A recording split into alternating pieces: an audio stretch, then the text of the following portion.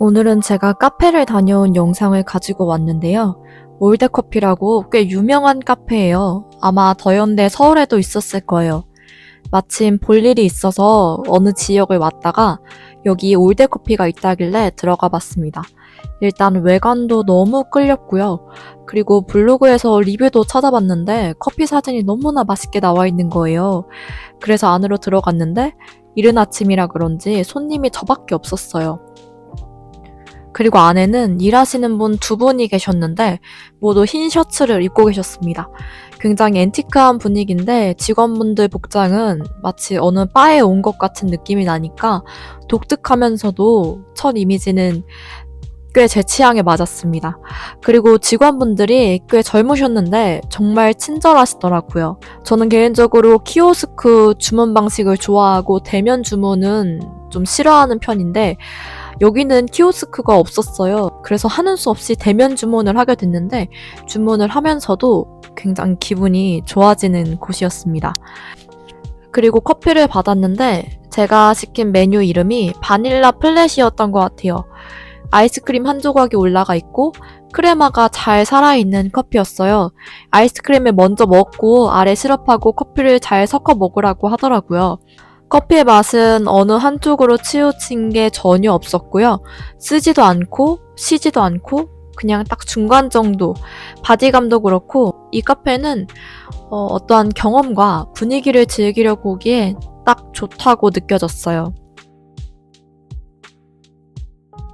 그럼 이제 제가 오늘 하고 싶은 이야기로 한번 들어가 볼게요. 제가 오늘 이야기하고 싶은 키워드는 친절함입니다. 사실 이건 오늘 아침에 카페를 다녀와서 갑자기 생각난 주제예요. 그렇게 깊게 생각해 본 적은 많이 없는 것 같아요. 제가 최근에 폭삭 속았수다를 굉장히 재밌게 봤잖아요. 그런데 거기에 이제 애순이가 마지막에 관식이가 아파서 관식이 병원 보호자로 따라다니는 장면이 좀 많이 나와요. 사실 우리가 평소에 대학병원에 갈 일이 크게 없잖아요. 특히 어르신들은 더더욱 그런 병원 시스템에 대한 이해나 뭐 이런 게 더딜 수밖에 없는데 그 장면들에서 보면 애순이가 잘 모르니까 병원 직원들이 화를 내는 씬이 굉장히 많이 나와요. 간호사가 뭐라고 하고 원무과 직원이 뭐라고 하고 의사도 굉장히 틱틱거리면서 진료를 보거든요. 이게 드라마라서 더 부각이 되게 찍었는지는 모르겠지만 현실에서도 대학병원이 좀 불친절한 면들이 많아요. 저는 대학병원을 다닌 경험이 남들보다 좀 많은데요. 그런 것들을 다니면서 많이 느꼈던 것 같아요. 그래서 이게 드라마이긴 한데 그러한 장면들을 보면서 저도 시청자 입장에서 굉장히 기분이 안 좋더라고요. 이것과 반대되는 예로 제가 한 번은 포항에 여행을 간 적이 있는데 그때 포항역에 있는 던킨을 갔었어요. 그런데 포스가 안 된다고 했던 것 같아요. 거의 30분을 기다렸을 거예요. 그런데 저는 지금 와서는 그 기다린 게 하나도 생각이 안 납니다. 왜냐면 거기 알바생분이 정말 너무나 친절하셔서 그 친절함만이 아직도 잊혀지지가 않아요. 아니나 다를까 그때 그 던킨의 리뷰를 봤었는데 다들 알바분이 너무 친절하다, 사장님이 너무 친절하다는 리뷰밖에 없더라고요. 그렇게 포스기가 안 되고 주문이 지체되는 상황에서도 기분이 하나도 안 나빴어요. 어느 정도였냐면요. 제가 그분 얼굴도 지금 너무 생생히 기억이 나고요. 너무 친절해서 그분을 인터뷰하고 싶을 정도였어요. 어떤 생각을 가지고 일하는지, 어떤 인생을 살았는지 너무나 궁금하더라고요. 그리고 오늘 이 카페를 가서 또 한 번 친절함을 느끼고 생각이 많아졌죠. 저도 사실 누군가에게 친절한 편은 아니었고 지금도 그래요. 말을 다정하게 하는데 저라는 사람이 정말 속까지 친절하냐, 다정하냐 라고 하면 아니거든요. 오히려 좀 차갑다는 말을 많이 듣고 참 너는 따뜻함이 안 보인다, 안 느껴진다 라는 말을 많이 들었어요. 그런데 그래도 제가 이렇게 살면서 사람들을 많이 만나고 느낀 거는요. 남한테 친절한 사람이 대부분 자기한테도 친절하다는 거예요. 자기 자신에게 친절한 건 사실 남한테 친절한 것보다 훨씬 더 중요해요. 생각을 해보면 우리가 항상 친절을 베푸는 게 아니거든요. 친절을 베풀어야 할 자리에서 친절을 베풀어요. 상대가 나한테 중요한 사람이라거나 아니면 나보다 어른이라거나 혹은 나의 도움이 필요한 사람이라거나 우리가 베푸는 친절은 모두 이유가 있는 친절이라는 거예요. 그런데 우리는 좀 잘못 생각하는 게 나는 나한테는 막대해도 된다는 게 무의식에 있는 것 같아요. 그래서 누군가를 초대할 때 정말 정성껏 요리를 해서 좋은 그릇에 플레이팅도 예쁘게 해서 대접하는데 나한테는 그냥 배고프면 컵라면 주죠. 그리고 남이 힘들면 위로라도 해주는데 내가 힘들면 다그치는 사람들이 많아요.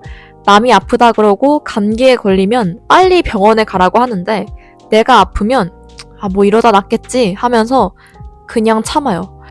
저도 생각을 해봤는데 내가 나한테 친절을 베푼 경험이 적은 것 같아요. 그리고 남보다 나를 더 중요하고 소중하게 생각해야 하는데 막상 하는 걸 보면 거꾸로 되어 있다는 거예요. 그리고 그렇게 스스로에게 팍팍하게 살다 보니 사실 남한테도 진심으로 친절함이 나가기가 쉽지 않은 것 같아요.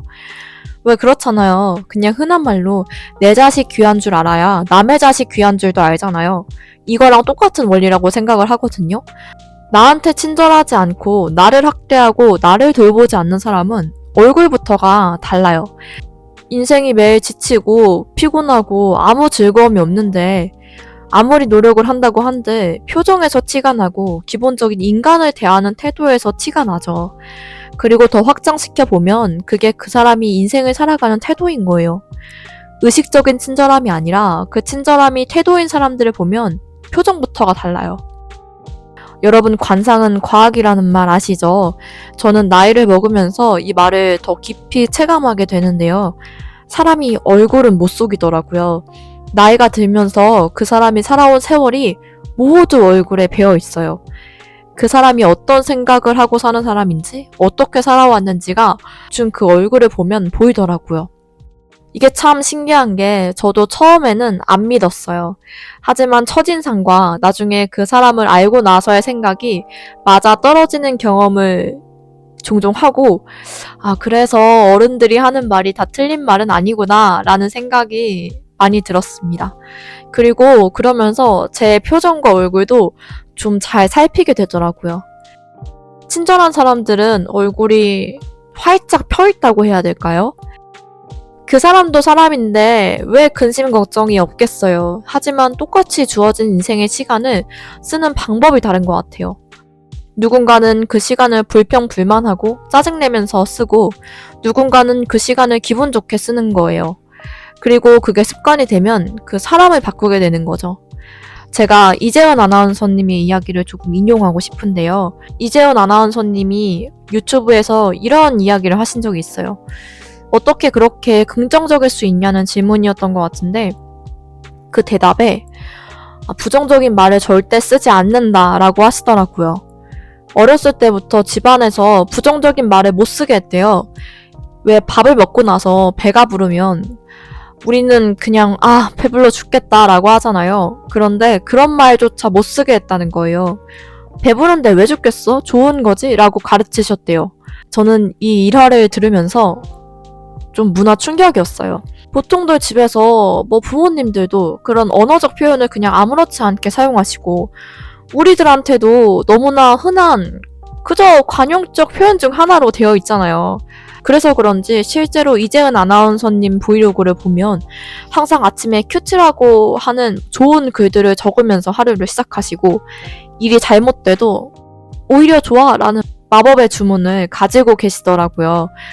저한테는 이 오히려 좋아 라는 말이 정말 사고의 틀을 깨는 말이었어요. 저는 굉장히 부정적인 사람이거든요. 하나 안 좋은 일이 생기면 과거의 안 좋은 일들까지 모두 끌어와서 엮어서 까치집을 기어코 지어내야만 직성이 풀리는 정말 그 정도로 부정적인 사람이었어요. 그런데 이렇게 부정적으로 살아서 좋을 건 정말 하나도 없습니다. 제가 이제껏 그렇게 살아봤잖아요. 인생이 완전히 피폐해져요, 그냥. 그렇게 살다가 정말 죽을 것 같아서 막다른 골목으로 왔을 때 이제는 내가 변하지 않으면 안 될 것 같아서 억지로 긍정적인 회로로 방향을 틀게 되었어요. 하지만 그럼에도 부정성이 본능으로 남아있어서 쉽지는 않더라고요. 그래서 친절한 사람들을 보면 대충 저 사람이 긍정적일지 부정적일지는 좀 보여요. 대체로 긍정적이에요. 그리고 사고가 긍정적이라는 건 그 사람한테 굉장히 큰 무기거든요. 그 사람 인생에 좋은 항로로 나아갈 수 있는 방향키를 쥐고 있는 거예요. 이제는 제가 어느 정도는 장담할 수 있습니다. 친절한 사람이 성공합니다, 여러분. 여러분들 누구나 다 성공 좋아하시죠? 성공하시려면 친절해야 돼요. 물론 인성이 더럽고 자기 자신을 학대하면서 높은 자리까지 올라간 사람들이 있죠. 근데 오래 못 가요. 이건 확실해요. 언젠가는 탄로 나요. 결국 그 자리를 지키기 위해 그는 필연적으로 좋은 사람이 되어야 할 겁니다. 배우 차승원 씨가 한 명언이 있어요. 능력이 없으면 열정이 있어야 되고 열정도 없으면 겸손이라도 있어야 되고 겸손도 없으면 눈치라도 있어야 된다. 저는 이 말이 사회생활을 하는데 마음에 새기고 있어야 할 기가 막힌 명언이라고 생각을 하거든요. 연예인들이 그런 말 많이 해요. 인성이 안 좋아도 실력이 좋아서 잘 될 수는 있는데 결국 이곳에서 오래 살아남는 사람들을 보면 인성까지 좋은 사람들이다. 실제로 인성 논란으로 조금 안 좋게 되는 유명인들도 우리들이 많이 보잖아요. 어쨌든 우리는 같이 사는 세상이라 나 혼자만 잘나서 되는 게 하나도 없단 말이에요. 나 혼자 잘나서 되는 건 수능 시험장을 나오는 순간 끝나는 거예요. 사회에서 살아가기 위해서는요, 다른 사람한테 친절해야 되고요, 함께 일하고 싶은 사람이 되어야 하고요, 누군가의 인정과 그리고 협력, 정말 우리가 생각할 수도 없고 생각지도 못한 수많은 요소들이 개입돼요. 그래서 인맥이나 평판이나 이런 것들을 완전히 무시하려고 해도 무시할 수 없는 이유인 거죠. 옆에 좋은 사람들을 두는 게 굉장히 중요하고요. 그러려면 나도 좋은 사람이 되어야 해요. 부정적인 사람들과 겸상하고 싶어하는 사람은 아무도 없어요. 똑같은 부정적인 사람이 아니면요. 사람이라면 본능적으로 웃는 얼굴에 끌리고 친절한 사람 옆에 있고 싶어 해요. 저는 살아보니까 그렇더라고요. 유한한 시간을 내가 왜 나쁜 생각을 하면서 나쁜 말을 내뱉으면서 보내야 하지? 라는 의문이 스스로에게 많이 들었어요. 좋은 것만 보고 좋은 사람들과 좋은 시간을 보내기에도 아까운데 그 시간을 굳이 내가 안 좋은 것들을 선택해서 거기에 몰두하는 거잖아요. 그걸 깨달은 순간 스스로 부정적인 것은 멀리하게 되더라고요. 왜냐면 저는 좀 이기적인 편이라 내가 가장 중요하고 소중한데 내가 나를 학대하는 거잖아요. 내가 손해보는 일을 왜 내가 자초해요? 그 순간 인생이 조금씩 바뀌더라고요. 저는 감정과 생각도 흐르는 대로 놔두기보다는 취사 선택할 줄 알아야 된다고 생각을 해요. 저라는 사람은 개인적으로는 제가 논리적으로 이해가 되어야 행하는 사람이거든요. 진짜 지행합일에 특화된 사람이라고 해야 될까요?